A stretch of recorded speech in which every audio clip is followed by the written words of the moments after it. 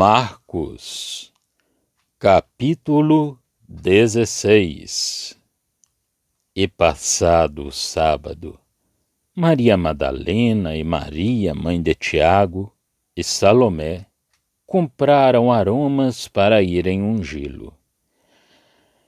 E no primeiro dia da semana, foram ao sepulcro de manhã cedo, ao nascer do sol. E diziam umas às outras: Quem nos revolverá a pedra da porta do sepulcro? E olhando, viram que já a pedra estava revolvida, e era ela muito grande.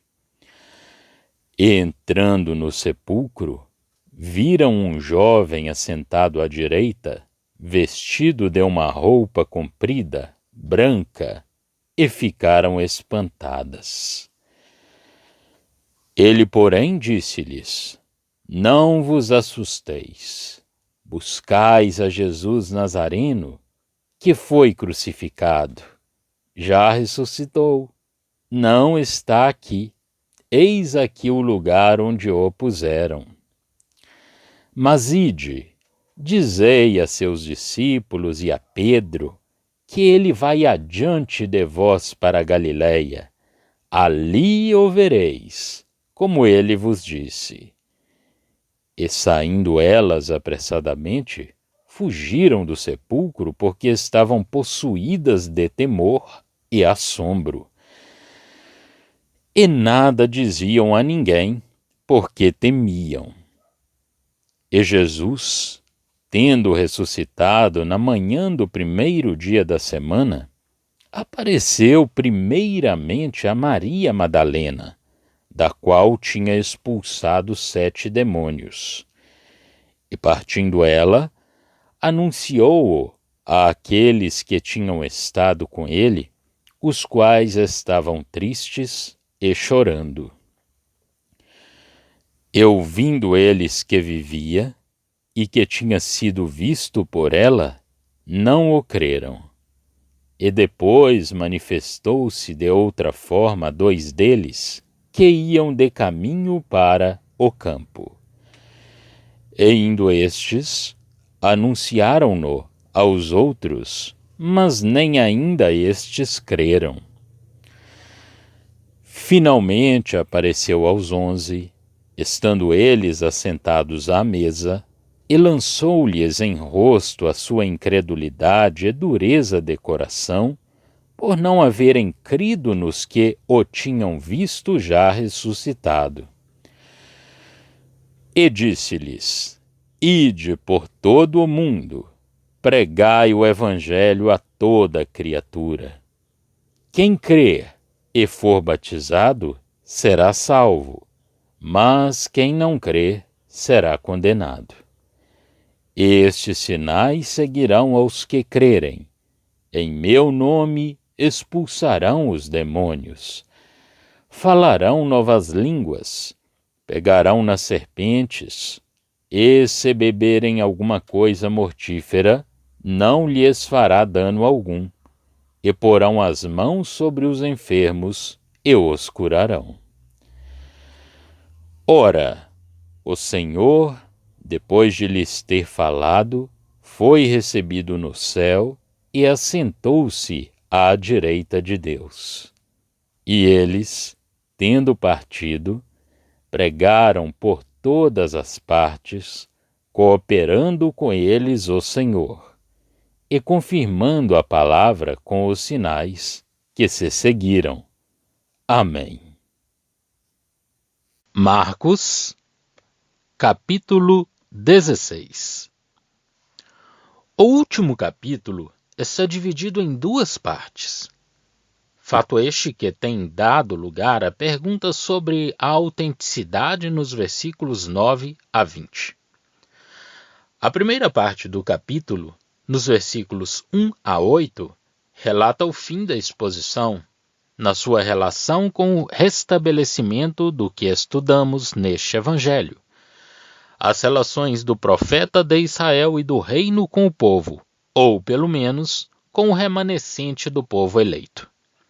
Os discípulos e Pedro, que o Senhor menciona individualmente, verdadeiramente em graça, por causa da sua renegação, deviam ir ao seu encontro na Galileia, como ele lhes tinha dito.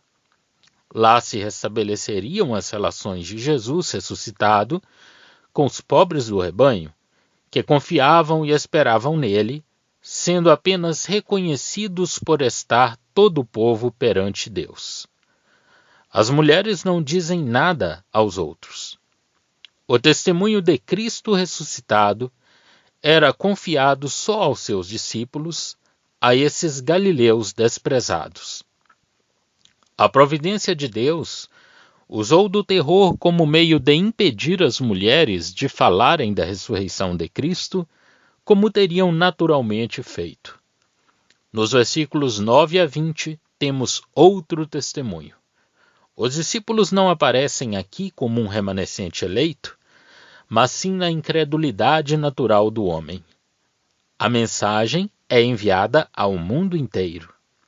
Maria de Magdala, Maria Madalena, anteriormente possessa de 7 demônios, escrava absoluta desse poder terrível, é encarregada agora de comunicar aos discípulos do Senhor a sua ressurreição.